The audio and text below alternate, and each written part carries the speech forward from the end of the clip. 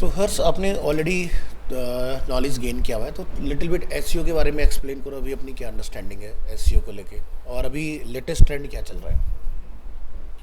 SEO का सही है कि सर्च इंजन ऑप्टिमाइजेशन हाँ, जिसको करवा रही वेबसाइट्स रैंक होती है बिल्कुल। ऑर्गेनिकली विदाउट एनी पेड, हम्म। कोई पेड करके कोडिंग के में भी ज़्यादातर मैंने सुना है बैक एंड फ्रंट एंड और टेक्निकल हम्म। तीन तरीके एसईओ है।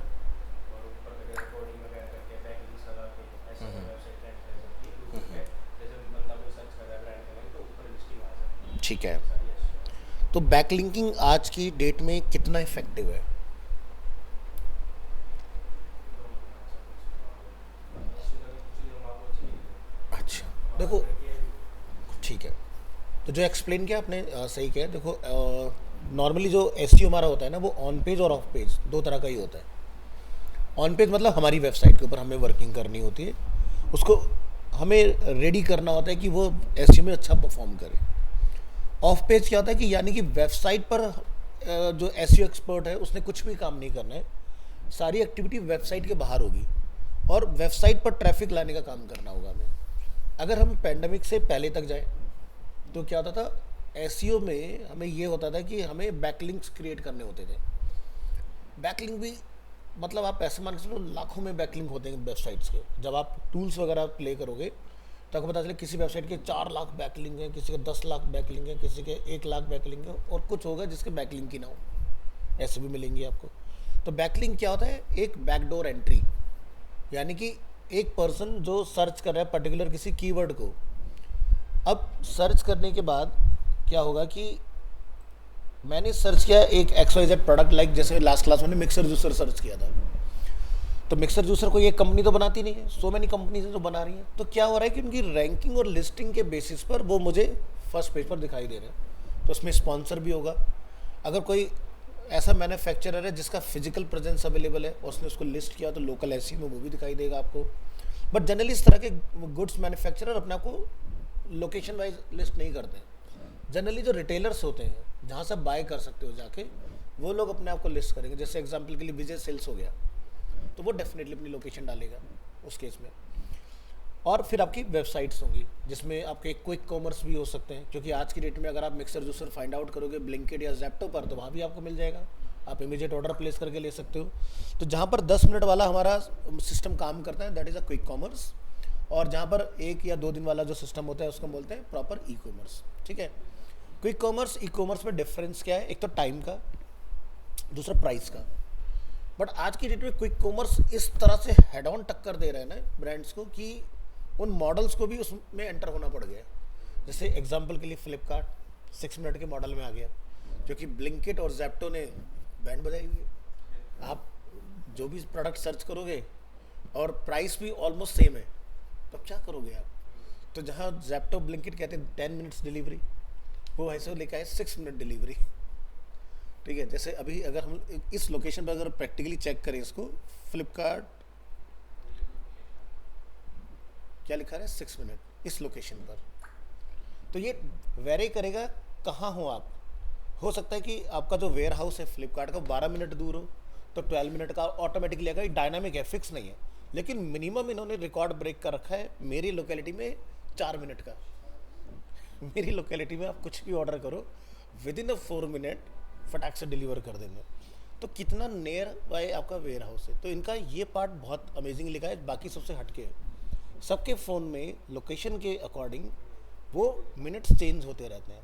आपको प्रिसाइज एक्यूरेट पता होगा कि कितनी देर में आएगा। और लकीली ये लोग ना वो नंबर ना अचीव भी कर रहे हैं, जिससे फ्लिपकार्ट 6 मिनट में बड़ा फेमस हो गया। डार्क स्टोरेज ये डिस्टेंस पे हाँ, 1 किलोमीटर। बिल्कुल। तो ये लोग ना जो अपने वेयर हाउसेज सेटअप करें ना, तो अभी पहले करते थे बड़े वेयर हाउसेज, आज के डेट में वो लोग माइक्रो साइज़ के, जैसे 2000 स्क्वायर फीट जितने में, जैसे ये अरीना है ये फिर भी बहुत बड़ा है, इससे कम वाले साइज़ में भी ये लोग बना रहे हैं। उसी का नाम डार्क स्टोर। हाँ, डार्क स्टोर हो गया कहीं का नाम, बिल्कुल। बिल्कुल छोटे छोटे स्टोर हो रहा है। जो मेजर इनके वेयर हाउसेज हैं अब इस वक्त, हाँ, जो ये फ्लड वाला टाइम चल रहा है तो डिलीवरी अफेक्ट हो गई है, क्योंकि ज़्यादातर वेयर हाउसेज बड़े बड़े गुड़गांव साइड हैं। वहाँ से फिर सारा का सारा कंसाइनमेंट इनका दिल्ली में एंटर करता है, फिर उसके बाद ये डिलीवरी पे निकलता है। लेकिन अभी इन्होंने जो पूरा मोर्चा संभाला हुआ है वो इनके माइक्रो वेयर हाउसेज ने संभाला हुआ है कि चलो ठीक है, ऑर्डर आया तो यहाँ फुलफिल होता है, दूसरे वेयर हाउस से फुलफिल करा दिया उन्होंने उसको। वो तो है, प्लस इसमें मेजर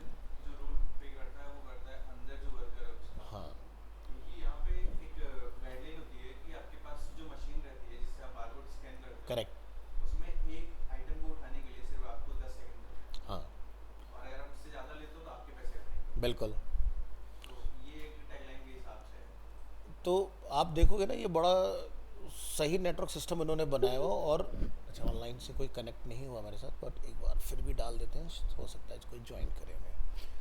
तो ई कॉमर्स सॉरी अगर हम लोग एसईओ में आते हैं तो हमें 3 चीज़ें मिलती हैं: on page, of page and technical. अब देखो, आप लोग एसईओ या डिजिटल मार्केटिंग सीखना है तो आपका on page of page part हो गया। बट ऑन पेज को भी अगर देखा जाए ना टेक्निकली, ऑन पेज में आप डेवलपर या डिज़ाइनर को जो वेबसाइट बना रहा है उसको इंस्ट्रक्शन दे सकते हो। क्योंकि अगर कस्टम कोडिंग वाला काम है तो वो तो आप कर नहीं पाओगे। यानी कि फिर मेरे लिए एक और नया चैलेंज है, फिर पहले मैं जाके कोडिंग सीखूं, फिर उसके बाद जाके मैं फिर उसके ऊपर एसईओ करने बैठूंगा। तो यानी कि एक अलग डिस्ट्रैक्शन हो गया। तो हमें उसमें जाना ही क्यों? सो बेटर क्या रहता है हम जैसे लोगों के लिए जो डिजिटल मार्केटिंग में है या डिजिटल मार्केटिंग एजेंसी में काम कर रहे हैं, कि हमें ऐसे टूल्स आने चाहिए जहाँ पर हम लोग क्विकली किसी भी साइट को सेटअप कर पाए। जैसे कि WordPress one of the best है। जैसे अगर आपको किसी के लिए कोई ई कॉमर्स बनाना है तो शॉपिफाई हो गया। वर्डप्रेस के अंदर भी हम लोग ई कॉमर्स बना सकते हैं, पॉसिबल है। जैसे डूडा एक टूल आता है जो कि बाहर गल्फ कंट्रीज़ में काफ़ी फेमस है। इसी तरह से ड्रूपल, जुमला, बहुत सारे टूल्स हैं। लेकिन जो पॉपुलैरिटी है अगर आप वर्ल्ड वाइड देखोगे तो वर्डप्रेस की और शॉपिफाई की पॉपुलैरिटी सबसे ज़्यादा है। वर्डप्रेस की ब्लॉगिंग के केस में और शॉपिफाई की ई कॉमर्स स्टोर। अगर आपके पास 20 SKUs वगैरह हैं या 50 SKUs हैं तो मतलब बड़ी क्वांटिटी के लिए नहीं, छोटे क्वांटिटी के लिए आप यूज़ कर सकते हो। इसमें थोड़ा बहुत ब्लैक एट एसईओ कुछ होता है क्या?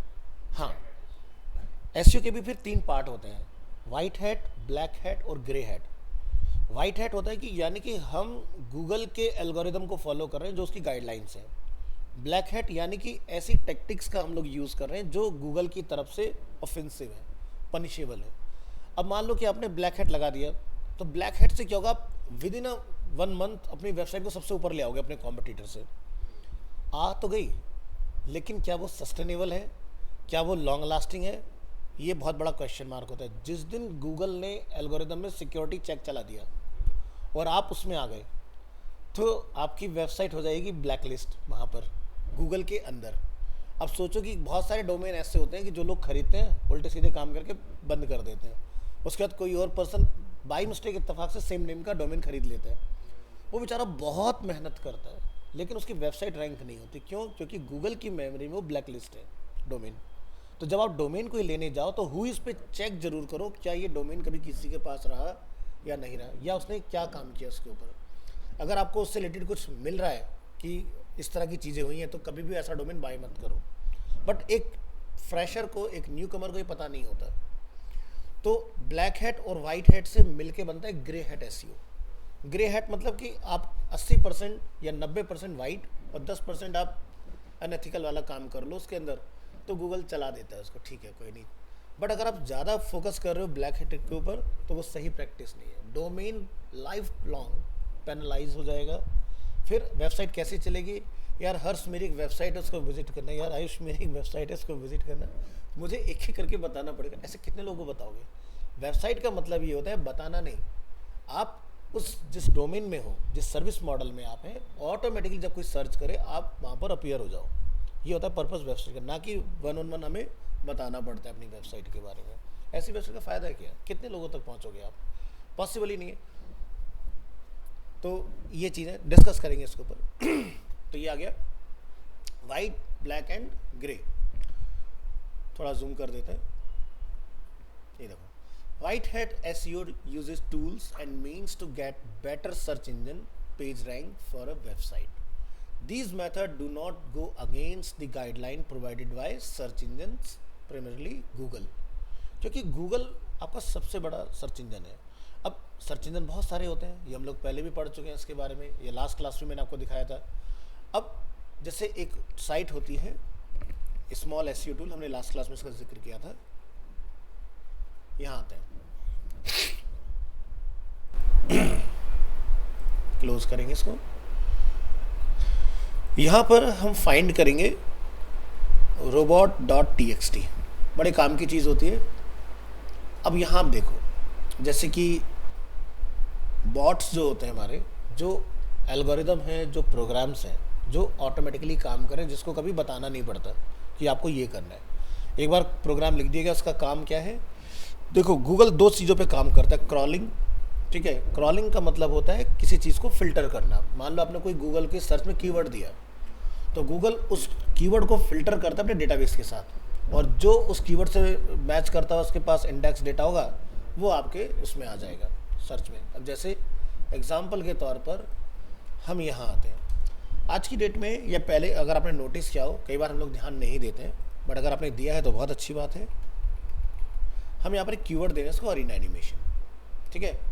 समटाइम्स आपको यहाँ पर लिखा आता है इस तरह से कि कितना टाइम लग रहा है उसको वो रिजल्ट लाने में, है ना।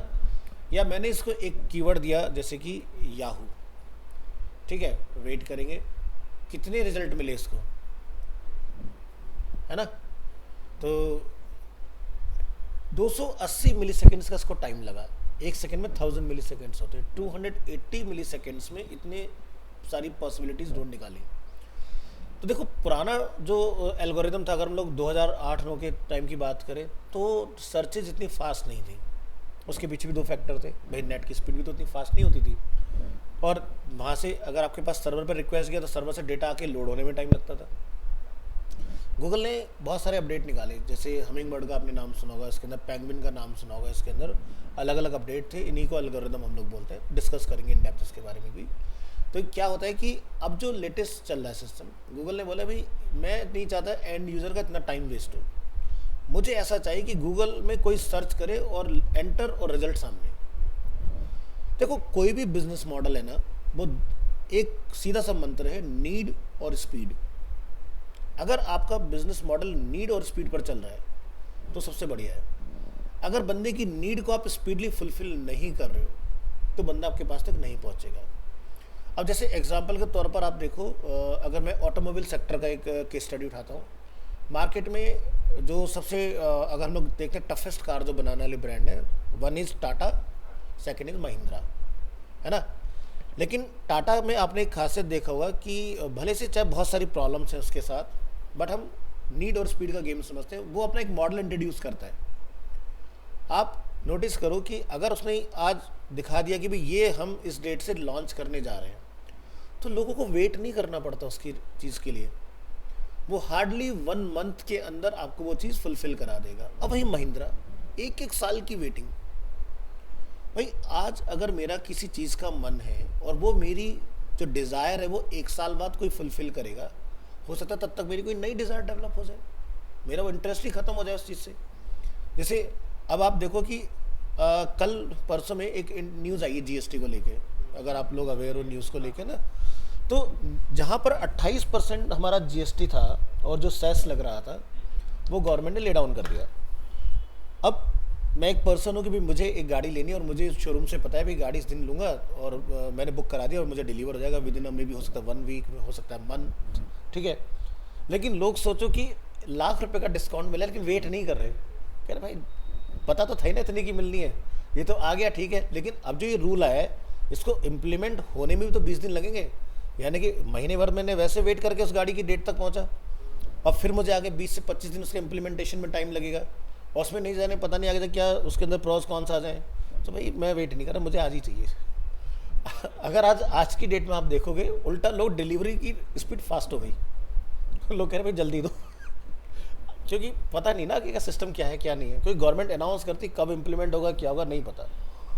बट हाँ ये है कि बेस मॉडल से अगर हम लोग देखें स्टडी उठा के, तो 70,000 रुपीज़ की लोगों की बचत होना स्टार्ट हो जाएगा अगर जो लेटेस्ट बुकिंग होंगी। तो ये सारी चीज़ें, तो ये होता है नीड और स्पीड। अब जैसे आप डोमिनोज जाओ, दूसरा एग्जांपल लेते हैं फूड सेक्टर में, मिनिमम 20 मिनट तो वेट करना पड़ेगा अपने पिज़्ज़ा के लिए। तो हम बर्गर की खाने क्यों जाते हैं? क्योंकि हमें पता है ना, यहाँ ऑर्डर प्लेस किया, आपको लगे सर आप इस रो में आ जाइए, आपको सामने दिख रहा है मेरा प्रोसेस हो रहा है, फटाफट से आपके सामने, हार्डली 5 से 6 मिनट। बहुत ज़्यादा पीक टाइम में तो बात अलग है, शायद 15 मिनट लग जाए, अदरवाइज इतने क्राउड को वो 3-4 लोग ही मैनेज कर रहे होते हैं। मीन्स ऑटोमेशन, हर एक चीज़ सिस्टमेटिकली है, ठीक है। हल्का सा वो क्या करेगा, स्पीड अपनी ओर बढ़ा देगा, जो अंदर काम कर रहा है वो देखते हो। उनकी जो डिलीवर करने का था, जो बंदा यहाँ इस डेस्क पे काम कर रहा है ना, वो यहाँ से बर्गर थ्रो करता है, वो सीधा भाई साहब के पास डिलीवरी वाले काउंटर पे आ जाता है, और वो जो वहाँ खड़ा होगा उठा के आपको दे देगा। तो मैकडोनल्ड ने इस सिस्टम को बहुत पहले समझ लिया था। उसने समझ लिया कि भाई अगर मुझे इस मॉडल में चलना है तो बंदे को कौन सा बर्गर चाहिए, स्पीडली वो फटाफट से उसको डिलीवर करा दो। हर एक चीज़ बनी बनाई बन रेडी है, आप देखोगे उसका सब चीज़ पहले से सब कुछ सेट होता है, उठाया लगाया।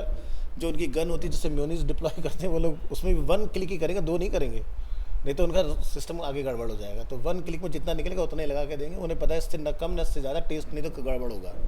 ठीक है, ज़्यादा क्रीमी भी अच्छा नहीं है, लेस क्रीमी भी अच्छा नहीं है। तो ये सिस्टम होना, अगर हर कोई पर्सन इस चीज़ को समझ ले तो आपको सक्सेस होने से कोई नहीं रोक सकता। क्योंकि अगर आप कस्टमर को उसके आते ही अगर आप उसको ग्रीट करोगे, ट्रीट करोगे, उसकी रिक्वायरमेंट कर दोगे पूरी, हो गया। नर्चर करना इतना ही आसान है। अब उसको तुम घुमाओ, कंफ्यूज करो, ऐसा नहीं है, ऐसा कर लो, वैसा कर लो, वो बंदा कहे भाई ऐसा, या तो इसको नहीं पता या ये मुझे बेवकूफ़ बना रहा है। ठीक है, कुछ बन जाते हैं अवेयरनेस ना होने के चक्कर में, और कुछ समझदार होते हैं जो सही डिसीजन ले लेते हैं। तो अब जैसे एक एजेंसी, अब देखो हमारी एजेंसी के केस में क्या होता है, या फिर अगर मान लो कि हर्ष एक फ्रीलांस मार्केटर है, तो यहाँ भी लोग नीड एंड स्पीड को सोचते हैं। देखो हम सिस्टम तो इम्प्लीमेंट कर देंगे, अब चाहे तो पेड ऐड चलाओ या फिर आप ऑर्गेनिकली जाओ, गूगल टाइम मांगता है। ऑर्गेनिकली अगर हम लोग देखें तो मिनिमम 15 to 6 मंथ का टू आप मान के चलो, 15 डेज में आपकी वेबसाइट इंडेक्स हो जाएगी बहुत अच्छे से, बढ़िया से। ठीक है, आप उसके अंदर एरर बग्स वगैरह सब कुछ फिक्स कर लोगे। लेकिन सर्च में आना, ठीक है, उसके लिए आपको बहुत सारे जर्नल्स आर्टिकल्स वगैरह लिखने पड़ते हैं। उसके बाद आपकी पॉपुलैरिटी, ये सारी चीज़ें मैटर करती हैं। आप अपना कितना कॉम्पिटिटर के क्लोज लिख रहे हो, वो सारी चीज़ें मैटर करती हैं। तब जाके कहीं आप ऑर्गेनिकली दिखना स्टार्ट हो जाओगे। गूगल ऐड क्या कहता है, आप आज ऐड बनाओ और कल से आप दिखने स्टार्ट हो जाओगे। लेकिन गूगल ऐड साथ में ये ज़रूर कहता है कि भाई मुझे कम से कम 3 महीने का टाइम दो, क्योंकि 3 महीने तक तो जो आपको मुझसे मिलेगा हो सकता है सोना भी हो सकता है चांदी भी हो सकता है कॉपर भी हो। गारंटी नहीं कि क्या डेटा आएगा, क्योंकि पोटेंशियल आपके बायर सेलर को ढूंढने में, एल्गोरिदम को ट्रेंड होने में टाइम लगता है। और एक बार जब आपका ट्रेंड हो गया एल्गोरिदम ना आपकी रिक्वायरमेंट के हिसाब से, तो ऐड अपना कभी बंद मत करो। गूगल हमेशा कहता है कि अगर आपको सीज़न वाला बिजनेस है, जैसे जो ज्वेलरी का बिजनेस है, जैसे दिवाली आ रही है, लोग सबसे ज़्यादा इन्वेस्टमेंट करते हैं इस टाइम पर। ठीक है, या जैसे ये दिवाली की बात का जो टाइम होता है, फिर वेडिंग का सीज़न स्टार्ट हो जाता है, तो सबसे ज़्यादा हमारी परचेजिंग यहीं पर ही होती है। ठीक है, और फेस्टिव टाइम हमारे इंडिया में तो ऐसा है कि कुछ ना कुछ अपना चलता रहता है। बट गोल्ड का हर वक्त सीज़न नहीं होता, ट्रेड में ज़्यादा इस्तेमाल होता है ना, तो इसलिए इसका प्राइस बना रहता है। तो हमें ये देखना है, समझना है कि किस तरीके से हम अपनी रिक्वायरमेंट एंड यूज़र की जो है उसको फुलफ़िल कराएं सही मैनर में।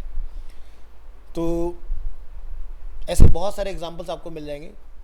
तो गूगल का सीधा सा सिस्टम है, अगर आप स्टार्टिंग के टाइम में देखोगे तो आपको बहुत सारी लीड्स ऐसी मिलेंगी जी हमने तो ट्राई नहीं किया, हमारे सामने ऐड आया, वो हमने क्लिक कर दिया और वो हो गया आपका।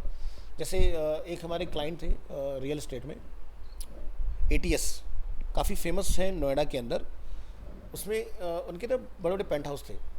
ठीक है, मल्टी स्टोरी में उन्होंने पेंट हाउस वगैरह बनाए थे टॉप के ऊपर, और तकरीबन 3-3 करोड़ का एक था उनका। उन्होंने लीड जनरेशन कैंपेन चलाया। अब 3 करोड़ का इन्वेस्टमेंट लेना आसान काम नहीं है ना, एकदम से कोई कर दे आपके उसमें, और वो भी पेंडेमिक का टाइम। तो वहाँ पर क्या हुआ, जब उनके लिए कैंपेन स्टार्ट हुआ तो उन्हें लगा कि भाई फर्स्ट जो था मंथ में 100 समथिंग लीड मिल गई थी। अब उन्हें लगा कि भाई 100 में से कन्वर्जन तो निकल ही जाएगा, लेकिन हमने उनको ये क्लियरली बोला था कि लीड आपको ज़रूर मिलेगी, आपकी किस्मत है कि कन्वर्ट हो जाए। ठीक है, लेकिन गूगल आपको इतना जल्दी बहुत अच्छा क्वालिटी लीड नहीं दे पाता है, उसको टाइम चाहिए। ठीक है, क्योंकि गूगल साफ कहता है कि अगर आप लॉन्ग टर्म के लिए ऐड चलाने आ रहे हो तो आओ, आपको ROI में निकाल के दे दूंगा। अगर आप ये सोचो कि यार मेरा 15 दिन बाद कोई इवेंट है, उसके लिए मुझे कुछ करना है, तो ऐसी चीज़ों के लिए मत चलाओ, कोई फ़ायदा नहीं है। फिर तो बेटर है कि सोशल मीडिया चला लो, क्योंकि गूगल की लीड बड़ी एक्सपेंसिव होती है।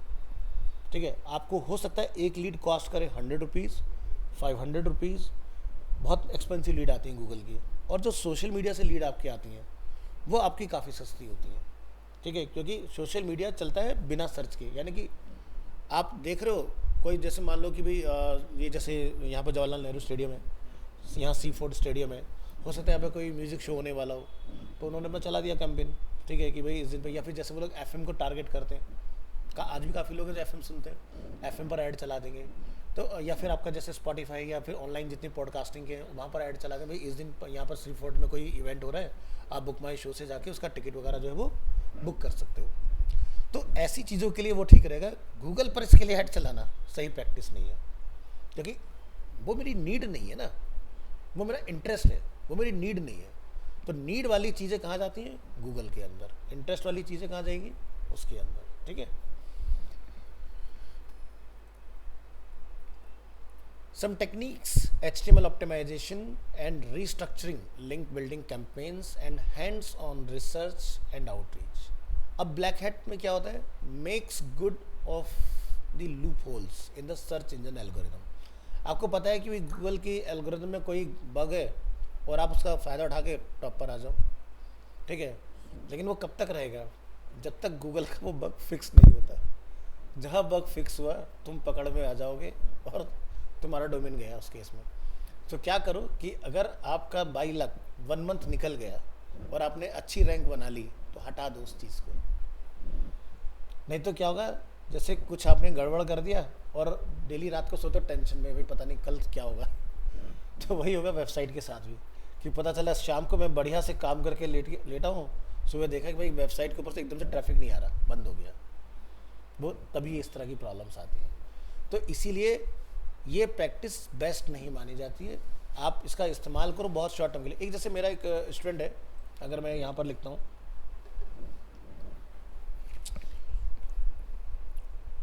मुझे डोमेन का नाम पता है, मैं डोमेन का नाम नहीं लिखूँगा क्योंकि नाम से कोई नहीं सर्च करता है। हमेशा हमें सर्विस क्या चाहिए, हम उस पर सर्च होते हैं। ठीक है, हम लिखें प्रोडक्ट फोटोशूट नियर मी, तो एसके करके हमें कुछ मिलना चाहिए, इसको फोटोशूट कर देते हैं। तो एसके करके हमें एक वेबसाइट मिलनी चाहिए। थोड़ा सा हम नीचे आएंगे और नीचे आएंगे, सॉरी सीके। ठीक है, तो क्या लिखा रहा है पर सीके स्टूडियो। अब जैसे आप देखो यहाँ पर लोहार स्टूडियो है, इंडिया मार्ट में लोगों ने लिस्टिंग किया, जस्ट जाहिर किया। तो ये देखो लिस्टिंग साइट्स है, इससे आपका कोई कंपटीशन नहीं हो सकता, क्योंकि यहाँ न जाने कितने फोटोशूट करने वालों ने अपना को लिस्ट किया हुआ है। हमें यहाँ देखना है, तो इसको कौन बीट कर रहा है इस वक्त? लोहार स्टूडियो। अब लोहार स्टूडियो अगर इसके ऊपर आया है, ठीक है, अब हम यहाँ पर अगर देखें इसमें, ये देख रहे हो इसका जो DR है -25% इसमें आपका दिख रहा है, यहाँ प्लस दिखाई दे रहा है। यानी कि 100% इस बंदे ने क्या किया ना, ब्लैक हैट को फॉलो किया है इसको बीट करने के लिए। क्योंकि नेगेटिव होने के बाद ये ऊपर क्यों है और ये पॉजिटिव होने के बाद नीचे क्यों है? ठीक है, तो ये कुछ टूल्स होते हैं, आप अपने उसमें डाल लोगे तो आपको यहाँ पर सर्च में अलग तरीके से डेटा दिखना स्टार्ट होता है। अब ये सीके स्टूडियो एक ऐसा साइट है, बहुत सिंपल सा, कोई ज़्यादा हाई फाई नहीं है। ये 2022 का ही मेरा यहीं का पास आउट स्टूडेंट है जिसने पूरा website design and development course किया था, उसी में ही उसका डिजिटल मार्केटिंग का पार्ट था।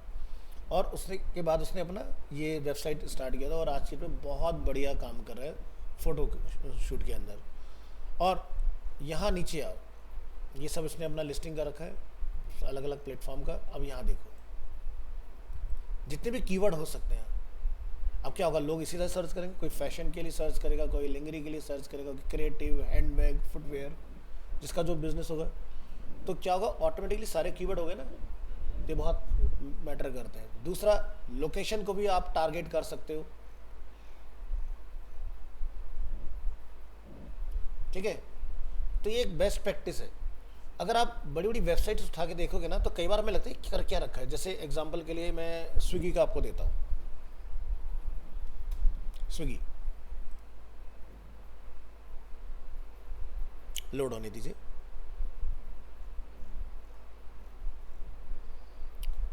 एक स्विगी आता है और ऑनलाइन फूड डिलीवरी में बताओ कौन कौन से? जोमेटो होता है और मैजिक पिन, हाँ वो तो खाली पिन करने के लिए होता है, और ईट श्योर होता है हमारा।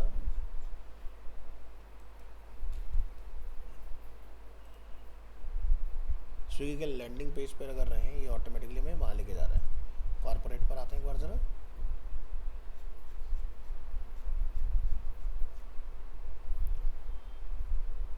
इन्होंने अपना अभी हाल फिलहाल में अपडेट किया। इन्होंने क्या कर रखा था कि जितनी पैन इंडिया जहाँ जहाँ ये लोग डिलीवरी देते हैं ना, इन्होंने सारी लोकेशन लिख के डाली हुई थी नीचे टोटल।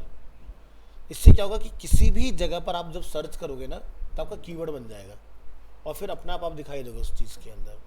तो यही सेम प्रैक्टिस कुछ हम इस वेबसाइट के अंदर देख रहे हैं। अगर आप आगरा में बैठे हो वहाँ सर्च करोगे तो ये आगरा में आपको ऊपर दिखाई देगी वेबसाइट।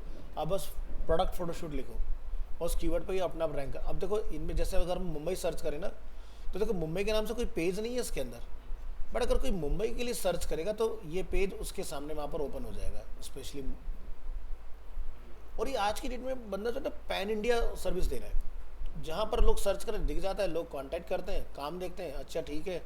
और फ्लिपकार्ट अमेजोन वगैरह के लिए सबके लिए शूट कर रहा है पर्सन, सही है। तो उसने हर एक लोकेशन के हिसाब से पेज बनाया, मेजर फेमस लोकेशन, ठीक है। आगरा का भी पेज इसके अंदर बना हुआ है और ये आपको एसईओ में बड़ा हेल्प करता है।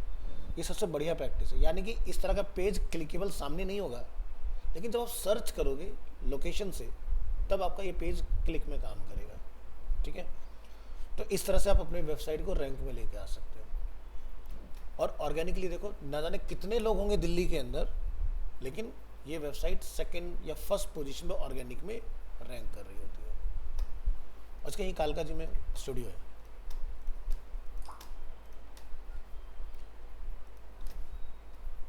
तो हम यहाँ देख रहे थे बॉट्स के बारे में, जिसमें हमने समझा क्राउलर क्या होता है, यानी कि डेटा को फिल्टर करना। स्पाइडर जो है वो है एल्गोरिदम जो इन्फॉर्मेशन जब किसी कीवर्ड से मैच नहीं करता है तो वो एक्टिवेट होता है और वो नेट पर फिर से ढूंढना स्टार्ट करेगा क्या इस रिक्वेस्ट से रिलेटेड कोई इन्फॉर्मेशन है।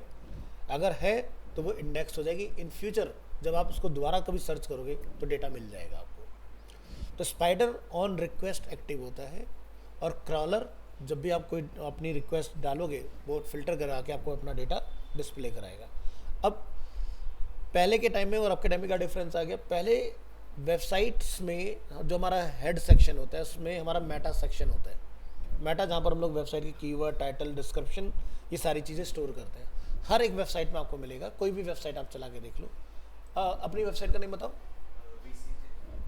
VCJ ये आ गया। अभी फिक्स नहीं किया तुम्हारी एजेंसी ने। चलो यहाँ आएंगे और यहाँ पर हम सर्च करेंगे इसके अंदर इस तरह से हेड। अगर इसमें हेड सेक्शन होगा आपको दिख जाएगा। देखो ये हेड है। अब इसी में अगर आप सर्च करेंगे यहाँ पर मेटा तो डिफरेंट टाइप्स ऑफ मेटा मिलेंगे आपको, ठीक है। एक ये वाला मेटा होता है, देख रहे हो लिखा है मेटा नेम व्यू पोर्ट। हर इसके बारे में पढ़ा है कुछ आपने? अच्छा देखो क्या होता है ना कि व्यू पोर्ट वाला जो पार्ट होता है ना ये सबसे इंपॉर्टेंट रोल प्ले कर रहा है आज की डेट में ऑन पेज एसईओ के अंदर। इसका काम क्या है देखते हो आप। वेबसाइट जब मोबाइल पे चलाते हो उसके अकॉर्डिंग चेंज हो जाता है, टैबलेट पे चलाते हो उसके अकॉर्डिंग चेंज होता है। ये वही है, ठीक है। अगर आपने ये लगा रखा है तो आपकी वेबसाइट रिस्पॉन्सिव बिहेव करेगी, नहीं तो करेगी नहीं, प्रॉब्लम आएगी उसके अंदर। थीम गड़बड़ हो रखी है, थीम को उसको फिक्स करना पड़ेगा। इसके बाद एक और मोस्ट इंपॉर्टेंट डला हुआ है यहाँ पर, ये क्या है? Google site verification. ये हर वेबसाइट का यूनिक होगा और ये कब मिलता है हमें? जब हम अपनी वेबसाइट की प्रॉपर्टी को गूगल में वेरीफाई कराते हैं, यानी कि गूगल सर्च कंसोल। दिखाता हूँ। तो जब हम लोग कोई प्रोजेक्ट वगैरह बना के वर्डप्रेस पर और यहाँ तक लेकर आएंगे तब आपको ये एक्सपीरियंस करने के लिए मिलेगा।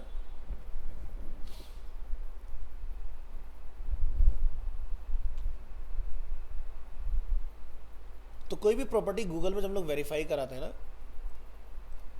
तो उसके अलग अलग मेथड होते हैं वेरीफाई कराने के। तो यहाँ पे क्या लिखा रहा है? Ownership verification. क्लिक करेंगे यहाँ पर। अपनी प्रॉपर्टी को आप किस किस तरह से वेरीफाई कर सकते हो? HTML file, HTML tag, Google analytics, Google tag manager and domain name provider. Domain name का इस्तेमाल कौन कर सकता है? जिसने डोमेन खुद खरीदा हो। अब जैसे मार्केट में बहुत सारे ऐसे प्लेटफॉर्म है जहाँ पर हम लोग फ्री में जाके वेबसाइट होस्ट कर सकते हैं, ठीक है। जैसे एग्जांपल के तौर पर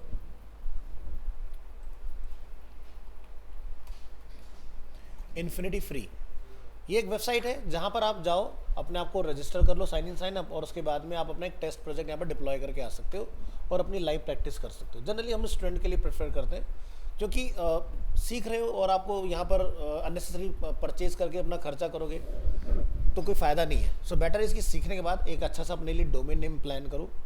देखो, दो तरह के लोग हैं, एक जो सीखने के बाद जॉब करते हैं, एक जो सीखने के बाद अपना खुद का काम स्टार्ट करते हैं। जैसे मैंने आपको बताया था, मेरे जो दोस्त फ्रेंड थे जयपुर से, वो यहाँ स्पेशली डिजिटल मार्केटिंग सीखने हैं। सीखने के बाद उन्होंने कहा जॉब क्यों करना है, उन्होंने अपनी खुद की वेबसाइट बनाई न्यूज़ से रिलेटेड और उसी के अंदर अपना कंटेंट पोस्ट करते रहते हैं। और यहाँ से जब तक उनका कोर्स कंप्लीट होता, after 1 year side by side अपना काम चल रहा था उनका, तो 1 साल के बाद में उनका 25,000 रुपये पर मंथ का वहाँ से एडसेंस से रेवेन्यू जनरेट होना स्टार्ट हो गया। अब तो काफ़ी बढ़ गया होगा, ये मैं तब का बता रहा हूँ। तो डोमेन नेम मुझे थोड़ा देखना पड़ेगा चैट के अंदर अपनी व्हाट्सएप पर कि किस नाम से थे उनके। तो वो क्या करते थे, टैग के ऊपर ही बेसिकली डालते थे, ऑटोमोबाइल के ऊपर और टैग के ऊपर कि क्या, या फिर जैसे कि किसी प्रॉब्लम को सॉल्व करने का क्या टेक्निक हो सकता है, मोबाइल की कोई सेटिंग से रिलेटेड हो गया, कोई नया फीचर अगर ऐड ऑन हुआ है, तो उस तरह की चीज़ें। तो अब उन्होंने गूगल न्यूज़ में अपना को लिस्ट किया हुआ था। तो क्या होता था कि जब उस प्लेटफॉर्म से कोई न्यूज़ अच्छा लगता था, ज़्यादा व्यूअर आए, तो गूगल के न्यूज़ में भी वो दिखा, न्यूज़ में आने के बाद वो लोगों की फीड में जाता था फिर कि भाई इस तरह का कोई न्यूज़ आया आपके पास। तो जैसे आप अगर अपने डेली अपने फ़ोन में अगर देखो तो कुछ नोटिफिकेशंस होते हैं हमारे पास। जैसे आप यहाँ देखोगे, ये तो कुछ मेल्स वगैरह के आ रहे हैं। और थोड़ा सा देखता भी, मैंने थोड़ी देर पहले न्यूज़ को बेसिकली यहाँ से रिमूव किया है। तो एंड्रॉयड में ना बेसिकली जब आप बिल्कुल लेफ्ट में इधर स्लाइड करते हो तो यहाँ पर आपको एक फीड मिलता है इस तरह, जिसमें मिक्स डेटा आता है, न्यूज़ भी रहते हैं, स्टैट्स भी रहते हैं, अलग अलग तरह के। तो इस सेगमेंट में आपको वो न्यूज़ मिल जाएगा। बेसिकली गूगल से ही वो फीड आता है। अगर आप यहाँ देखें, करेक्ट, गूगल न्यूज़, मैंने देखो यहाँ सर्च किया। अब न्यूज़ में आप देखोगे तो एक प्लेटफॉर्म से न्यूज़ नहीं आता इसमें, शायद हमने पहले भी डिस्कस किया था इसके बारे में। जैसे टाइम्स है, एनडीटीवी है, हिंदुस्तान टाइम्स है, मिंट है, अलग अलग जगह से जो भी टॉप ट्रेंडिंग होगा, अल जजीरा से आप देख सकते हैं, यहाँ पर द हिंदू से भी यहाँ पर हमें डेटा दिख रहा है। इसके बाद देखो 1 2 3 तेलुगु। अब ये कोई वो नहीं है, मतलब किसी चैनल का वो नहीं है, ये किसी पर्सन ने अपना खुद का बनाया है, लेकिन गूगल ने यहाँ पर इसको भी दिखाया हुआ है। न्यूज़ 18 अपना प्लेटफॉर्म है, इंडिया फोरम्स ये प्लेटफॉर्म है, इंडियन एक्सप्रेस इसके लिए हमने काम किया, ये वर्डप्रेस से ऑपरेट होता है। अगर मैं आपको दिखाऊँ द इंडियन एक्सप्रेस, ये देखिए, और ये देखो बिल्कुल तो न्यूज़पेपर जैसे इन्होंने इसका थीम रखा हुआ है। और अगर हम लोग यहाँ आते हैं, इस तरह की थीम्स हमें मिल जाती हैं। जैसे फॉक्सिस एक वर्डप्रेस की काफ़ी फेमस थीम है, जिसमें आप इस तरह की वेबसाइट वगैरह बहुत इजीली बना सकते हो। तो अगर हम लोग यहाँ पे जाके लिखते हैं WP एडमिन, अगर मैं सही हूँ तो ये देखो क्या लिखा है ना, क्या लिखा है, लॉगिन इन विद wordpress.com। तो यहाँ पर इन्होंने रजिस्ट्रेशन का सिस्टम नहीं बनाया, लेकिन जो साइट एडमिन है या जो इनके स्ट्रिंगर्स होंगे, जो न्यूज़ आर्टिकल्स पोस्ट करते होंगे ना, वो लोग यहाँ पर लॉगिन कर सकते हैं। लेकिन कोई फ्रेश जैसे मैं हूँ, मैं अपने आप को आगे साइन अप नहीं कर सकता हूँ इसके अंदर, ठीक है। तो इन्होंने यूज़र अपने एडमिन ने बना के दिए होंगे, वही लोग अपना रोल के बेसिस पर इसके अंदर अपना कंट्रीब्यूशन कर रहे होंगे। तो इस तरह की बहुत सारी साइट्स हैं जो बेसिकली, जैसे आप देखते हो एक वेबसाइट है बुक माई शो, वो भी वर्डप्रेस पे बनी हुई है, ठीक है। तो ऐसे न जाने कितनी साइट्स हैं जिनका हमें पता नहीं चलता, लेकिन वो वर्डप्रेस पे ही चल रही है। क्योंकि वर्डप्रेस पर काम क्यों किया जाता है, क्योंकि जैसे आप लोग हो, अब जैसे तुम्हारे पास कोई नई ज्वेलरी का डिज़ाइन आया, आपको उसको ऑनलाइन लिस्ट करना है, तो आप डिपेंड नहीं है उसके ऊपर कि भाई आप डेवलपर को ढूंढो, उसको बोलो भाई ये मेरा है कंटेंट्स को डाल दो, ये कर दो, वो कर दो।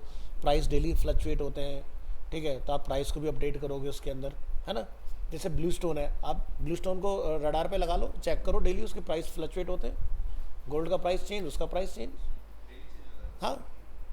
तो यहाँ पर ऐसा नहीं, अब तुम यहाँ पर जिसने डेवलपर ने बनाया होगा और उसने बना दिया एक ऐसा साइट कि जिसको वही मैनेज कर सकता है। अब वो एक तो प्रोजेक्ट आपका बना नहीं रहा, अगर कई लोग काम करेगा तो बेचारा बहुत डिस्टर्ब हो जाएगा इतनी बार बार की चेंजेस से। सो बेटर इसकी ऐसी साइट हो जो CMS हो, कंटेंट मैनेजमेंट सिस्टम, जहाँ पर क्लाइंट खुद से उसको मैनेज कर ले।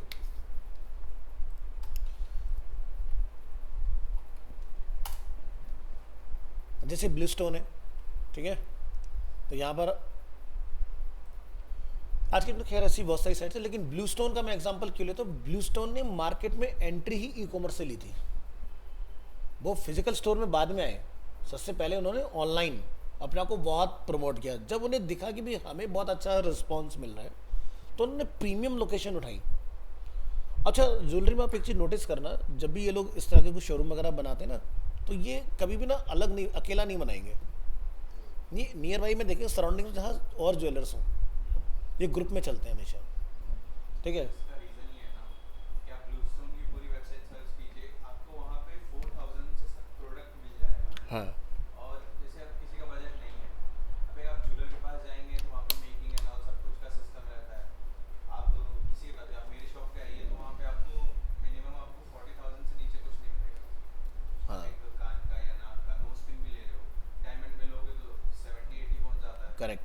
तो उस हिसाब से इन लोगों ने बहुत बजट के हिसाब से चीज़ें बनाई हैं। ऑब्वियसली बात है कि अपन की इंडिया में 90% तो मिडिल क्लास है, हाँ 10% है जो एक्सट्रीम उस पे पैसे वाले पे हैं।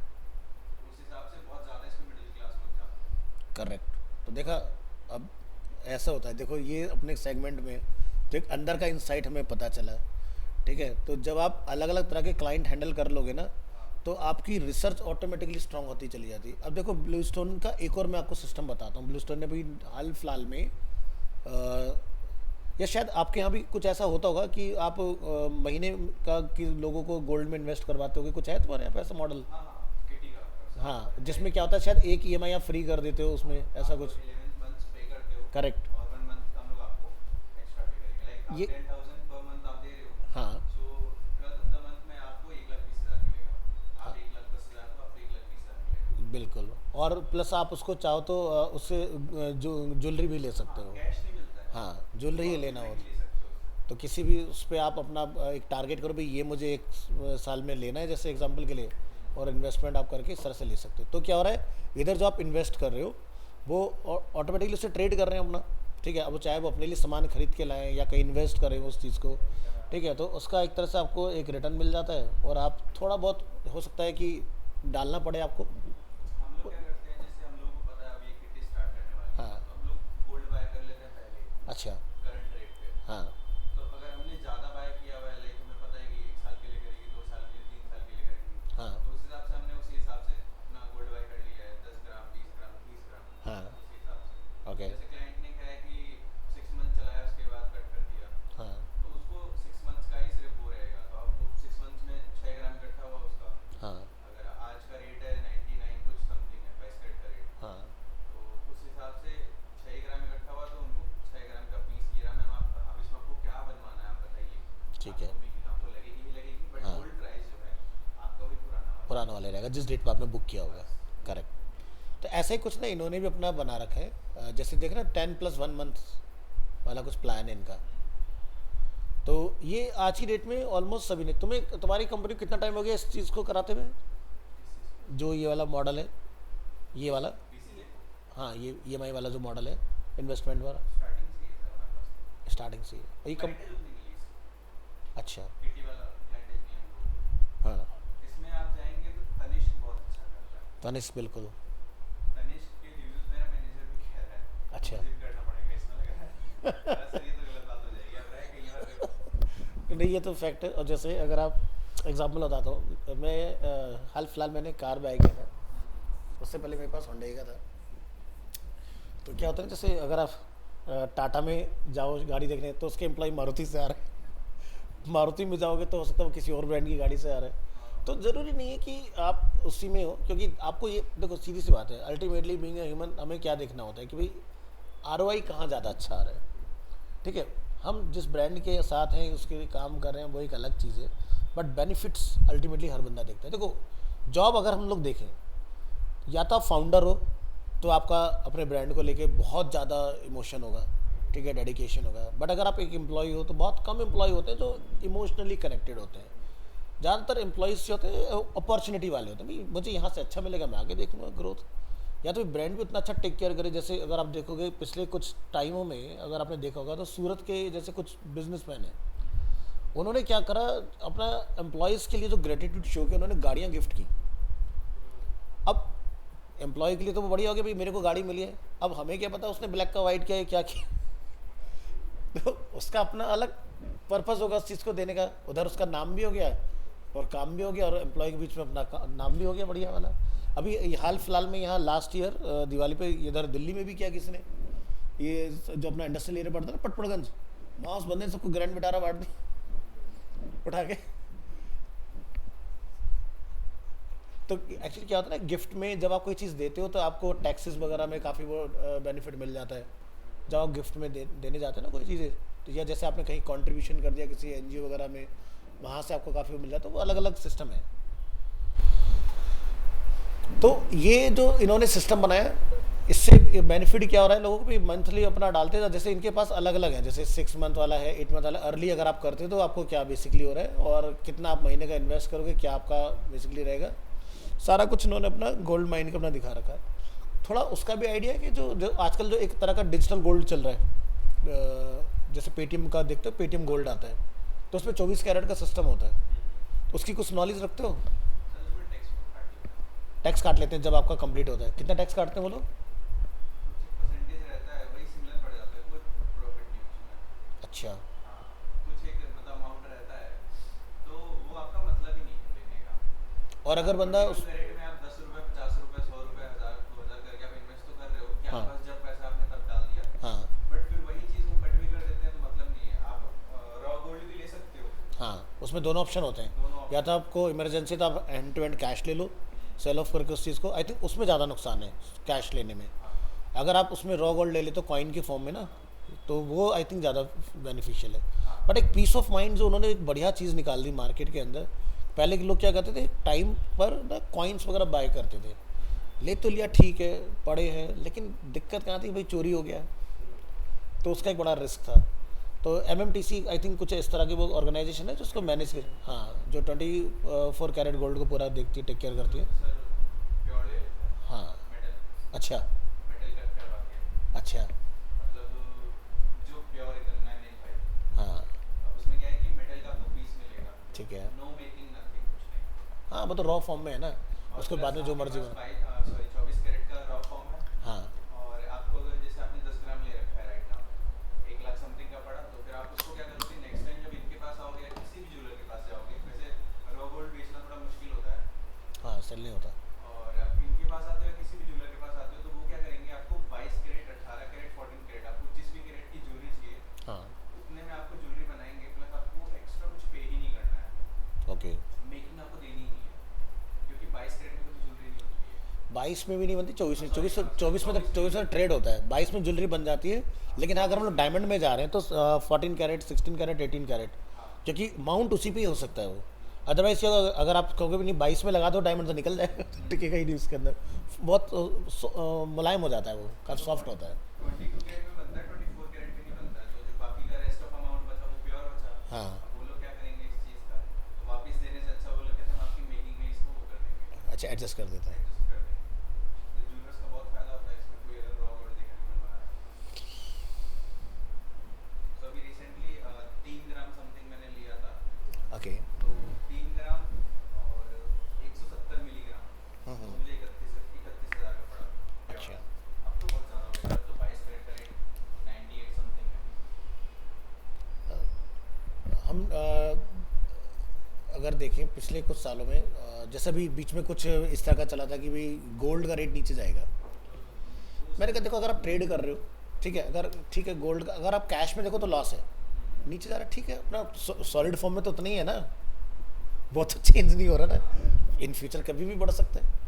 कैश में अनकैश कर रहे हो अगर बाद में उसको, तो दिक्कत है सेल ऑफ करने में। हमेशा उसको डिलीवर करा लो, वो सबसे बढ़िया तरीका है। वो इसलिए किया गया था ना, ताकि रूमर्स बढ़े और बाय ज़्यादा करे लोग। जैसा हाँ। आपने बताया था ना कि एप्पल का क्या है कि अभी 8 सितंबर को ये लॉन्च होगा, हाँ।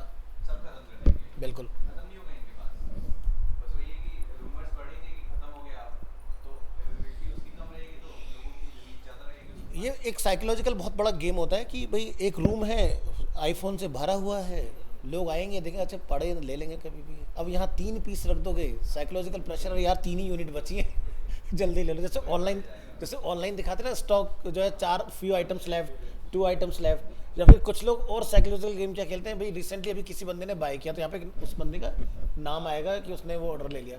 वो एक क्या होता है कि एक आप फोमो क्रिएट करते हो ऑनलाइन कि भाई लोग देखा रहे यार बहुत सामान बिक रहा है, ऐसे चलो हम भी एक ऑर्डर प्लेस कर देते हैं। होगा कुछ नहीं, एरे बना के पीछे कोडिंग के अंदर रैंडमली आप नाम चला दो कि ये ऑर्डर हो रहा है, डेट वगैरह आप लेटेस्ट का उस पर प्रोग्राम लिख दो, सब चलता रहेगा। तो फोमो आज की डेट में बड़े फेमस होते हैं, कुछ भी चला दो जो समझदार होगा समझ जाएगा, जो डेवलपर होता है, जो बेचारा सीधा बंदा वगैरह, यार भाई बिक रही हैं चीज़ें तो। अच्छा वो कार्ट में भी अगर आप देखोगे तो कई बार क्या होता है, आइटम्स जो जैसे 4 होंगे 3 हो जाएंगे, तो आप पेज को हार्ड रीलोड करोगे ना, कंट्रोल F5, तो वापस से वही उतने हो जाएंगे, बिका तो ही नहीं ना। वो बस खाली सामने साइकिल विकल दिखाने, अच्छा खत्म होता है, ऑर्डर इमीडिएट बंदा प्लेस कर दे उसके अंदर। कौन से ग्रुप कॉमर्स में कैसे है, क्विक कॉमर्स में आने हाँ 2 दिन बाद आ जाएंगे 2 दिन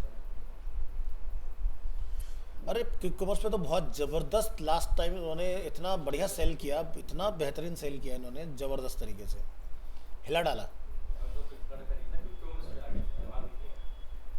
लेकिन इस बार फ्लिपकार्ट तैयार है 6 मिनट की डिलीवरी के साथ, आओ बेटा। मिंत्रा वगैरह ने भी स्टार्ट किया है हाँ डिलीवरी।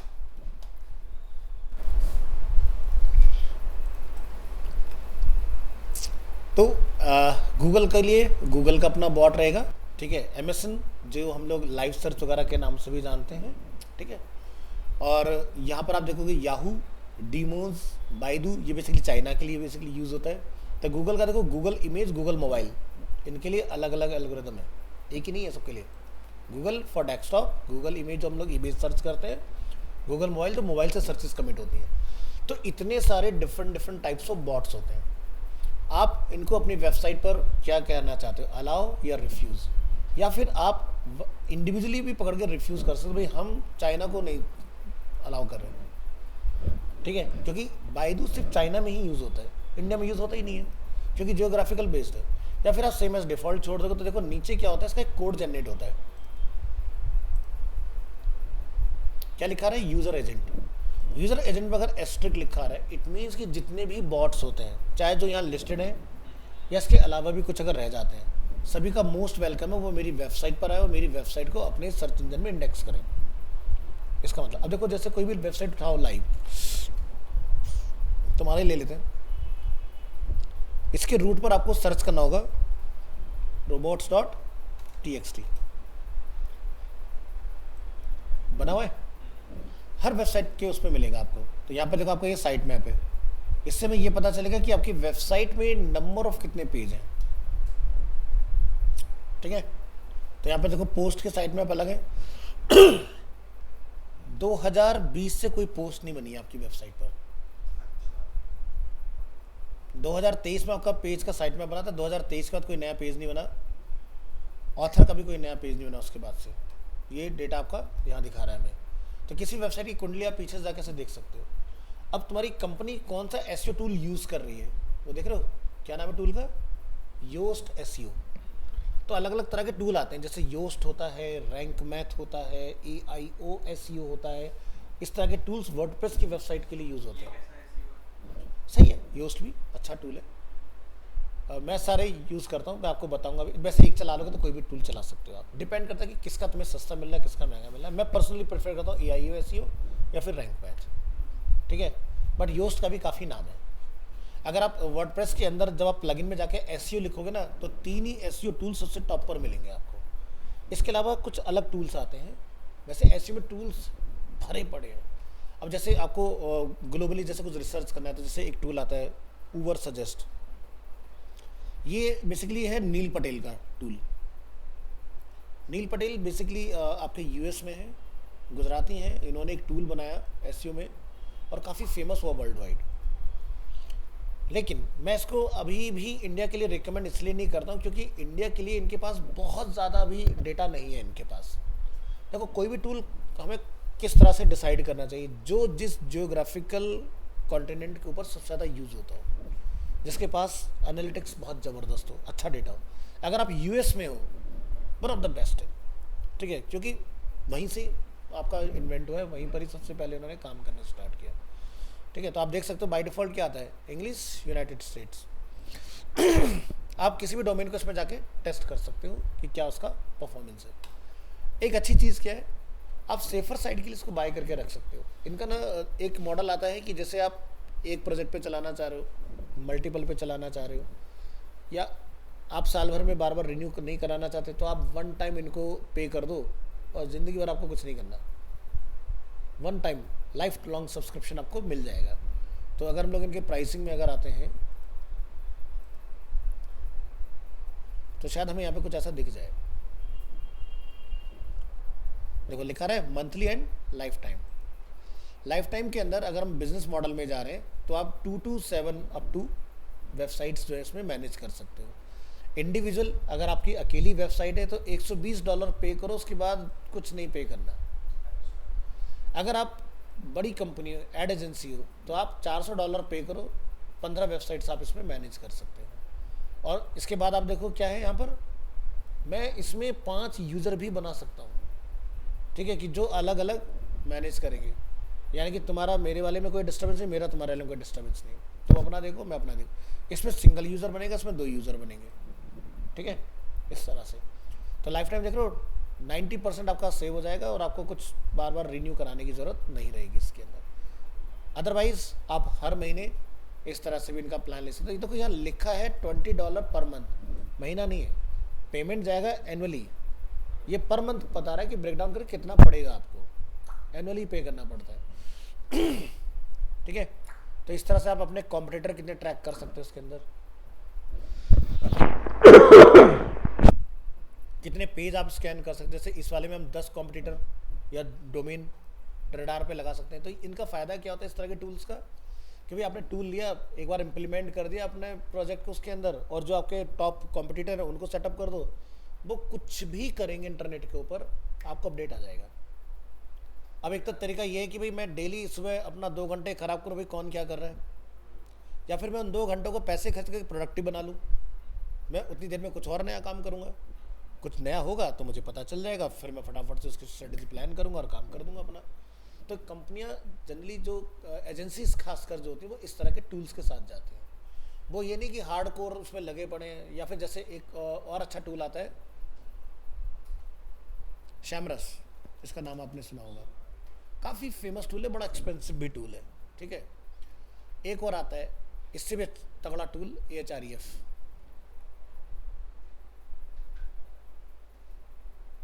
ये भी बड़ा एक्सपेंसिव है, इसका 1 हफ्ते का कई $1 का पेमेंट जाता है। स्टार्टिंग यहाँ पर फ्री है, लेकिन उसके बाद ये आपसे चार्जेस लेंगे। देखो 7 दिन के लिए लिखा रहा है ना फ्री, ये देखो $129 पर मंथ, $249 पर मंथ, $449। देखो काफ़ी एक्सपेंसिव है ना, लेकिन यहाँ 129 में 5 प्रोजेक्ट आप मैनेज कर रहे हो, ठीक है। यहाँ पर देखो कॉस्ट कितना कम हो जाता है, आप 7 वेबसाइट $20 में मैनेज कर रहे हो। लेकिन नील पटेल के प्रोजेक्ट से वो बहुत एडवांस है, इसलिए महंगा है, ठीक है। आप 6 महीने का किसी भी डोमेन का डेटा पता लगा सकते हो, क्या जर्नी रही है, सारी चीज़ें बहुत बढ़िया से आप इसके अंदर काम कर पाओगे। देख रहे हो इस वाले मॉडल में काफ़ी कुछ आपको मिल रहा है, broken link, broken back link, सब आप चेक कर सकते हो। कई बार क्या होता है आपने कहीं पर बैक लिंक बनाया, हो गया 6-7 महीना, पता चला वेबसाइट ही बंद हो गई, तो तुम्हें तो पता चला बैक लिंक है, लेकिन बैक लिंक चलेगा तो तब जब कहीं क्लिक होगा, तो कहीं डेड बैकलिंक तो नहीं है, जिसको बोलते हैं ब्रोकन वेब लिंक, है ना, बैकलिंक। तो ये सारी चीज़ें, तो इस तरह के बहुत सारे नंबर ऑफ टूल्स हैं जिनका हम लोग यूज़ कर सकते हैं आज के दिन। तो मेरी तरफ से अगर आप रिकमेंडेशन में लो, अगर किसी का बजट का कोई इशू नहीं है, क्रंच नहीं है, तो HREF के साथ जाओ। इंडिया में इसने तहलका मचाया हुआ है टूल ने। हाँ हाँ, तो यहाँ से आप एनुअली अगर पे करोगे, देखो मंथली में 249 और एनुअली में 208 पड़ जाएगा, तो 1 गो में पेमेंट करो तो आपको डिस्काउंट मिल गया उसके अंदर। इस तरह से सैमरस के ऊपर आते हैं, इसका प्राइसिंग मॉडल आप देखो यहाँ पर, प्रो 117, गुरु 208, बिजनेस के लिए 416, 40, 15, 5 आप प्रोजेक्ट्स मैनेज कर सकते हो उसके अंदर। तो जैसे कई बार अगर आप कोई टूल वगैरह बाय करते हो ना, तो आप देखो अगर आपके पास मल्टीपल प्रोजेक्ट्स हैं, ठीक है, और मैं कहता हूँ नहीं भी है, लेकिन एक तगड़ा पेड टूल जरूर रखो, इससे आपका पेन बचेगा। और मान लो कि आपने किसी क्लाइंट के लिए फ्रीलांसिंग काम कर रहे हो, ठीक है, 5-6 महीने की चलो टूल की कॉस्ट चलेगी, कोई बात नहीं, लेकिन रिजल्ट अच्छा अगर ड्राइव करके दे दोगे तो आपके पैसे भी तो बढ़ सकते हैं ना उसमें, और आप और भी क्लाइंट को, या देखो वर्ड ऑफ माउथ भी, मान लो कि भाई हर्ष ने कोई प्रोजेक्ट बनवाया, उसको रिजल्ट बहुत अच्छा मिल रहा है, तो भाई लोग से पूछे तुम्हारी वेबसाइट बढ़िया रैंक करी, कहाँ से कराया, तो वो वर्ड ऑफ माउथ हो जाता है ऑटोमेटिकली। तो क्लाइंट ऐसे ही आते हैं, हर बहुत सबसे ज़्यादा फेमस है।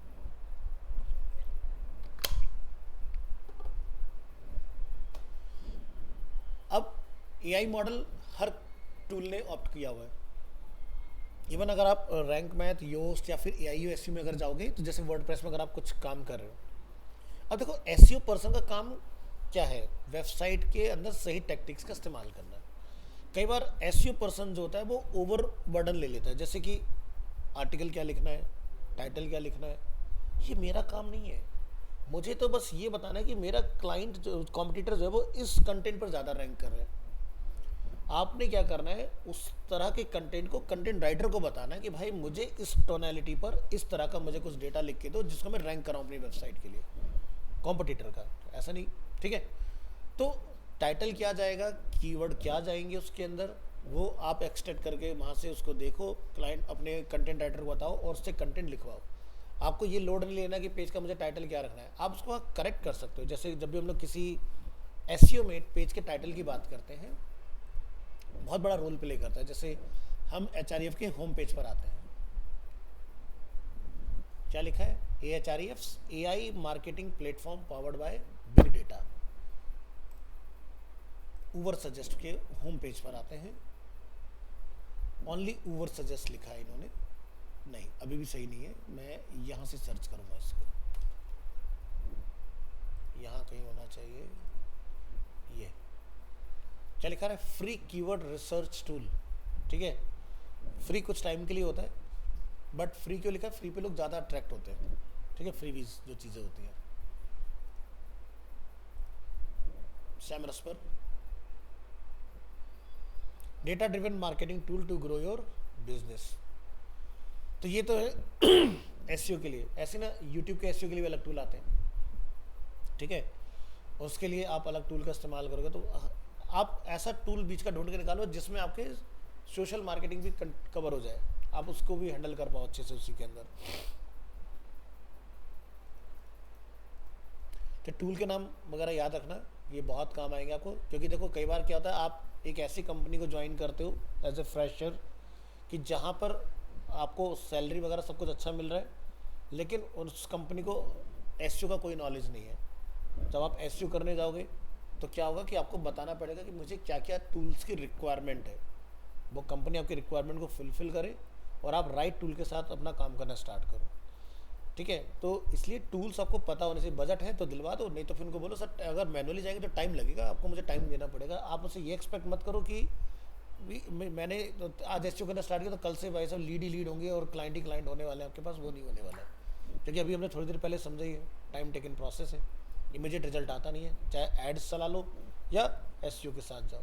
लेकिन SEO के सब बेनिफिट क्या है, अगर 6 महीने बाद आप रैंक होने स्टार्ट होगे ना, मान लो आपने गलती से 1 महीने काम नहीं किया तो आपकी रैंक नहीं जाती है, लॉन्ग लास्टिंग होती है, धीरे धीरे ड्रॉप होगी। गूगल ऐड के केस में क्या है, मैंने ऐसे स्विच ऑफ किया, जैसे ऐड को पॉज किया, इमीडिएट आप इंटरनेट से गायब, आप हो ही नहीं, ऐसा हो जाएगा 1 मिनट के अंदर, एकदम स्विच ऑफ।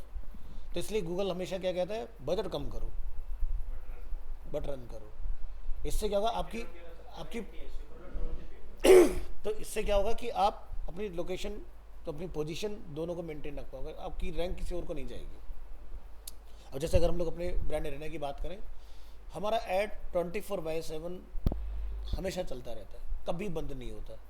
हाँ, सीज़न हमारा क्या होता है, जिससे अगर हम लोग बात करें, जब 12th का रिजल्ट आ जाता है तो वो हमारा सीज़न टाइम होता है, क्योंकि सबसे ज़्यादा बच्चे पास आउट होते हैं, नए अपने डिसीजन लेते हैं, हमें क्या करना है। तो वहाँ पर आपको सर्च में दिखना ज़रूरी है कि आफ्टर 12th क्या करें।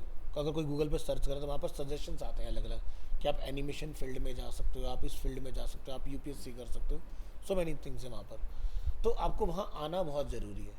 अब मान लो कि आपका सीज़न टाइम है, रिजल्ट जब आउट होता है मई मंथ, और आपने मई मंथ में अपना कैंपेन बनाया, तो जब तक कैंपेन तैयार होगा तब तक सीज़न ही चला गया। सो आपको अगर मई में एनकैश करना है ना, तो आपको जनवरी फरवरी में एक्टिव हो जाना है, 3-4 महीने पहले, अगर आप बंद करने वाले बंदे हो। नहीं तो अपना बजट तब बूस्ट कर दो कि भाई देखो, बड़ी बड़ी कंपनियां क्या करती हैं, जैसे हमने पाइनियर इंडिया के लिए काम किया हुआ है। पाइनियर एशिया में सबसे बड़ी कंपनी है। अगर आप देखोगे डीजे प्रोडक्ट्स में, उनके कार के उसमें देखोगे स्टीरियो में, हर मॉडल में है वो लोग। तो हमारे पास था पाइनियर का, कार्स का, जितना भी आपका होता है, वो कंपनी 3 करोड़ रुपए खर्च करती थी सिर्फ और सिर्फ मार्केटिंग के लिए, वो भी किस पर, कोई गूगल वगैरह सर्च नहीं, कुछ नहीं, ओनली ऑन सोशल मीडिया। कहता जहाँ भी कोई कुछ ढूंढे हमें दिखने चाहिए, और हमारे लिए पोस्ट बनाओ, ऐड बनाओ, हमें नहीं पता क्या करना है। ये हमारी तरफ से बजट है 3 करोड़ का, कैसे करना है वो तुम देखो, तुम्हारी प्लानिंग है, हमें चाहिए रिजल्ट।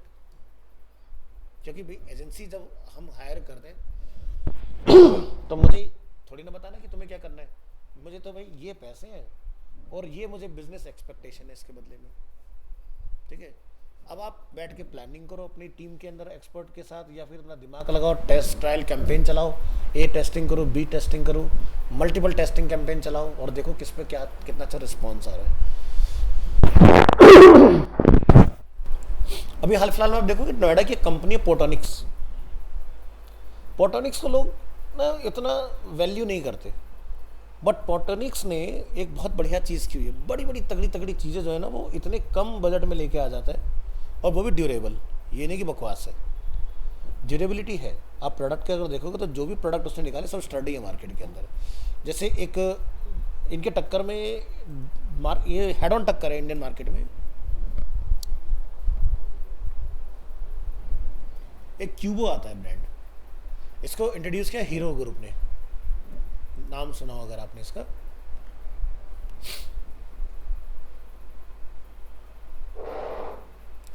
ये अब हर चीज़ में है आज के दिन, देखो लिखा रहा है हीरो ग्रुप वेंचर।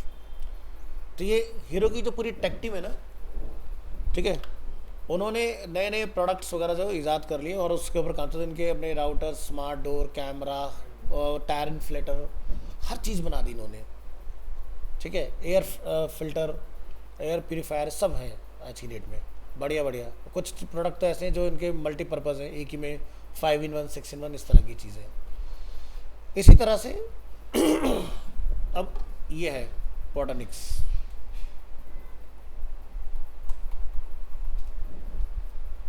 पोटोनिक्स इंडिया, अगर मैं थोड़ा सा पीछे से अगर आपको दिखाऊं तो आप इनका ऑफिस वगैरह देखो।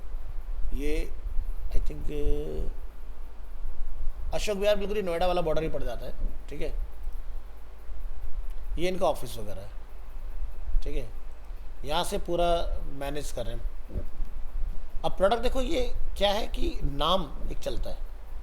देखो हमें एक चीज़ तो पता है कि भाई जितना भी प्रोडक्ट है सब सोर्स तो चाइना से ही होता है, ठीक है।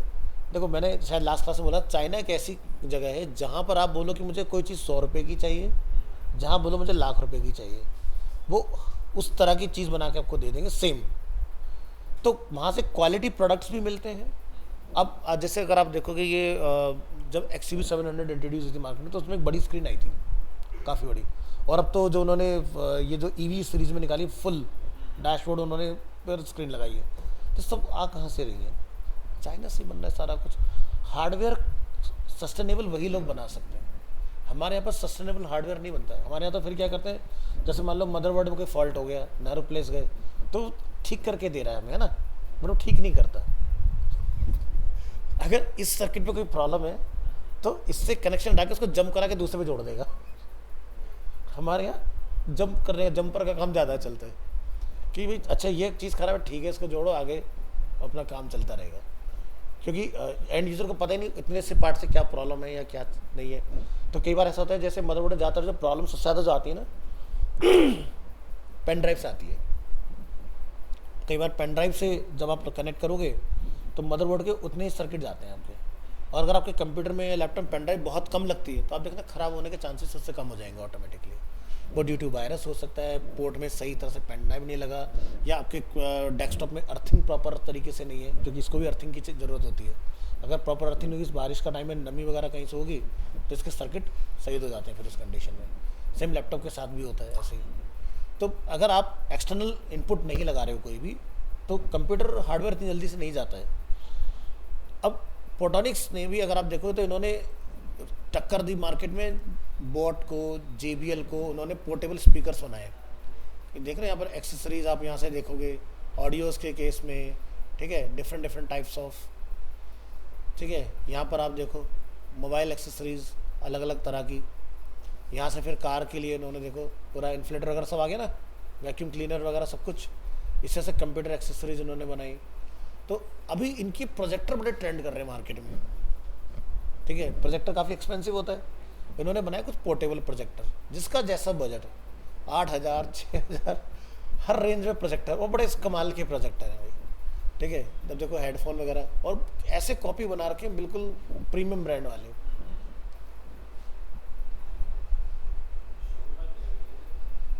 ये चलता तो सब में वही है ना, आज कोई आया ही नहीं ऑनलाइन यार, कोई बात नहीं।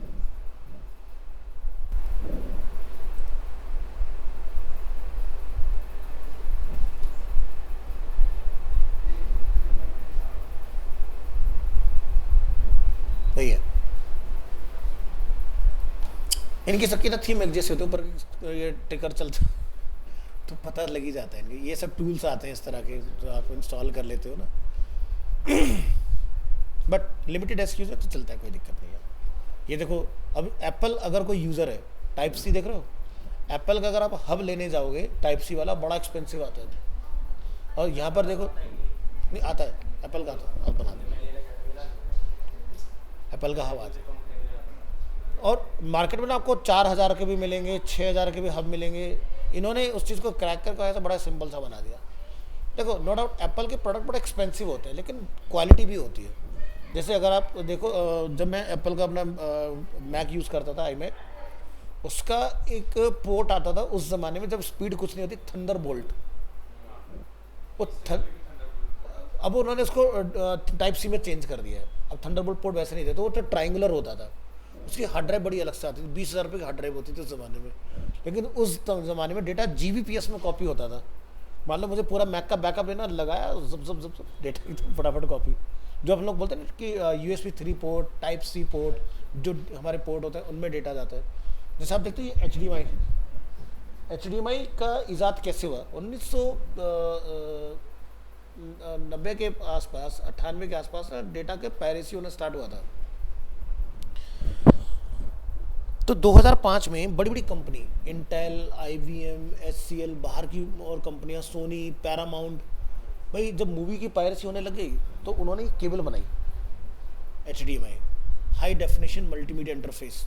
और अभी आप इसके नए मोड और देखते हो, जब आप कोई टीवी देखते हो ना मार्केट में, तो उसमें आर्क ये पोर्ट आते हैं तो ये इसका काम क्या होता है, ये केबल जो है डेटा को हाई स्पीड ट्रांसमिट करता है, लेकिन कॉपी होने से बचाता है। इसका आप वही जो ट्रायंगल वाला है, ऐसे करके और फिर ऐसे करके एक लोगो भी है, हाँ पर्पल कलर। बिल्कुल।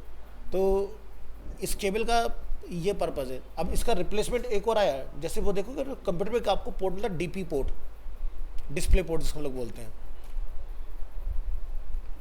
जनरली आपको मदरबोर्ड में मिल जाएगा देखने के लिए। हाँ ये देखो इस तरह का होता है, ये HDMI जैसा ही होता है, लेकिन HDMI प्रॉपर आगे से उस आपको शेप में मिलेगा, लेकिन ये होता है HDMI, ये होता है DP पोर्ट। ये देख रहे हो वाला DP पोर्ट को हॉलीवुड ने सपोर्ट नहीं किया, HDMI को हॉलीवुड ने सपोर्ट किया था। तो HDMI जो है आप देखोगे तो कम बजट से लेकर बड़ी एक्सपेंसिव आती हैं। कुछ HDMI बढ़िया परफॉर्म नहीं करती, कुछ HDMI बढ़िया परफॉर्म करती हैं। तो जैसे अगर आप कभी भी अपने कंसोल के लिए किसी भी चीज़ के लिए लेने जा रहे हो तो गोल्ड कोटेड लेके आओ, महंगी जरूर आएगी लेकिन उसकी क्वालिटी अलग होगी, ठीक है। इसी के अंदर इन्होंने हर्ट्स का गेम खेल दिया सारा। लो क्वालिटी के HDMI केबल तो 65 हर्ट्स, HDMI केबल तो आपके 100 हर्ट्स, 125 हर्ट्स। रिफ्रेश रेट जो हमारी स्क्रीन का होता है वो इस पर भी इफेक्ट करता है कि आप कितना बढ़िया केबल लगा रहे हो। तो इस तरह के इतने सारे पोर्ट्स चले मार्केट में, जैसे mini display, HDMI, USB type C, VGA सबसे ओल्डर है, DVI पोर्ट, ये मदरबोर्ड ग्राफिक कार्ड में भी होता है, मदरबोर्ड में भी आता था। डिस्प्ले पोर्ट आज के डेट में हर आपको ग्राफिक कार्ड के अंदर मिल जाएगा देखने के लिए। तो HDMI सबसे हाईली सिक्योर पोर्ट है, जहाँ से डेटा आप देख सकते हो लेकिन कॉपी नहीं कर सकते हो। DP पोर्ट से आप ये काम कर सकते हो। HDMI दोनों केस में काम करता है, ऑडियो के लिए भी और वीडियो के लिए भी, लेकिन eARC स्पेशली डिज़ाइन किया गया ऑडियो के लिए, क्योंकि जैसे जैसे वक्त के साथ ऑडियो की क्वालिटी वीडियो की क्वालिटी एनहांस हो रही है, ऑडियो भी अब आप देखोगे ना तो चैनल्स जहाँ पहले हम कहते हैं 5.1, अब 7.1, 9.1, 14.1। तो JBL के जब आप स्पीकर लेने जाओगे तो आप देखो तो उसमें इतने नंबर ऑफ आपको पॉइंट मिल जाएंगे, आप देख के चकरा जाओगे इतने सारे कहाँ से आ गए। क्योंकि और ये सारी की सारी रिक्वायरमेंट फुलफिल किससे हो रही है, HDMI की eARC जो आती है। आर्क और eARC इसका काम ही यही है कि इन और आउट लेके उसको सिग्नल में डालना। तो बहुत सारी चीज़ें ऐसी हैं मार्केट जो आप लोग देख रहे हो ना, वो एक बहुत रिसर्च का पार्ट है, उसके बाद जाके कहीं वो फुलफिल कराई जा रही है। तो ये इस तरह के कुछ ब्रांड्स हैं जो इंडियन मार्केट में आज के डेट में काफ़ी फेमस है, सोर्स सब वहीं से हो रहे हैं अल्टीमेटली, लेकिन काफ़ी अच्छा एक सपोर्ट मिल जाता है। नाम देखो, अगर हम एप्पल की भी बात करें, उस पर लिखा था design in California and made in आपका होता है चाइना। वो अब असेंबली वगैरह इधर उधर होने की वजह से क्या हो गया, असेंबल्ड इन इंडिया वगैरह इस तरह से लिखा होता है। या जैसे अगर आप Xiaomi रियलमी कोई फ़ोन उठाओगे तो मेड इन इंडिया लिखा होगा, बट एक्चुअल में असेंबल्ड है, ठीक है, मेड इन नहीं है, क्योंकि कंपोनेंट तो भी बनना है। यहाँ पर जो इनकी लाइन है, असेंबली लाइन, वहाँ पर सारा कुछ इन्होंने, अब देखो उससे फ़ायदा क्या होता है, अगर मैं एक पूरा बना हुआ फ़ोन चाइना से यहाँ लेकर आता हूँ तो सैश लग जाएगा, दुनिया भर का टैक्स लग जाएगा। लेकिन तो रॉ फॉर्म में आता है ना, तो आपको टैक्स नहीं लगता। जैसे आपने नाम सुना होगा, एक कंपनी है जीरोक्स, फोटो कॉपी के लिए हम लोग करते हैं ना, वो कंपनी थी जीरोक्स। जीरोक्स इंडिया में कैसे आई?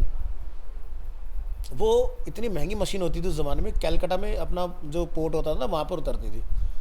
तो इतनी महंगी मशीन होती थी, वो क्या कहते हैं, टैक्स लगेगा, कस्टम वगैरह पे करना पड़ेगा, वो पूरा डिसमेंटल करके बेचते थे, ठीक है, डिसमेंटल पे कोई टैक्स लगेगी। उसके बाद सारे पार्ट्स कलेक्ट किए, असेंबल करा, कब पार्टी को भेज दी, बहुत लंबे टाइम तक चला। अब यहाँ लोग ये परेशान कि भाई ये मशीन आई कहाँ से, अगर आई होती तो कहीं दिखी तो कहीं नहीं, पर लेकिन ये इंडिया में चल रही है। तो जब छानबीन हुई, CBI उस पर लगी, इनकम टैक्स वालों ने उस पर छानबीन करी, तब पता चला कि भाई ये डिसमेंटल फॉर्म में आती थी। जैसे एक मूवी का अगर एक मैं आपको एक डेमो दूं, तो एक मूवी आई थी शाहिद कपूर की, जिसमें जूतों के ऊपर ट्रेड करते थे डिफरेंट कंट्री से, एक्सपोर्ट किया वहाँ से, यहाँ इंडिया में इंपोर्ट कराया। लेकिन क्या करते थे, जानबूझ के पैकिंग ऐसी कराते थे कि 9 नंबर में एक 9 नंबर और एक 8 नंबर, ठीक है, डब्बे के अंदर। तो क्या होगा, आप जब रिसीव करने जाओगे तो आप मना करो, भाई मुझे नहीं लेना, ये तो गलत आया मेरे पास। तो जब आपने लिया ही नहीं तो आपके पास कोई कस्टम लगा नहीं। अब वो क्या करेंगे, भाई आ तो क्या वापस थोड़ी ना भेजेंगे उनको, नहीं तो उसका फिर से पैसा लगेगा उनकी जेब से। तो क्या कहते हैं, नीलामी होती है, ऑक्शन लगती है, ऑक्शन में जाके सबसे ज़्यादा पैसे लगा ये खरीद लेते थे। ये रियल है कि बाहर से इंपोर्टेड शूज़ मंगाए, लेकिन पैकेजिंग में 9 के साथ में 8 नंबर 10 नंबर ऐसे मिक्स करा दिया, सेम नंबर नहीं, तो सब पेयर सेम नहीं तो कोई खरीदेगा। लेकिन वो कहीं ना कहीं तो होगा ना मिक्सिंग किसी और के साथ में। बाद में अनबॉक्स किया, सबको सेट करा और बेच दिया, कस्टम से सस्ते में निकाल लिया। तो यहाँ भी ज्ञानी लोग बहुत बैठे हैं, दिमाग लगाते हैं कहाँ पे कुछ देना ना पड़े, काम भी हो जाए।